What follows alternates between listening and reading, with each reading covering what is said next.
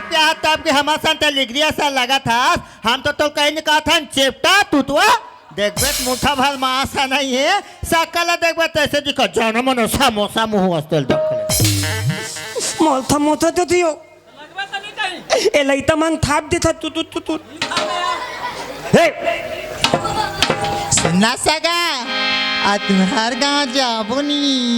तबल तबल नहीं जाना हमाल था हुतान उसने कहा थे तते बिगाड़ दे हमाल था तय नहीं लाए आई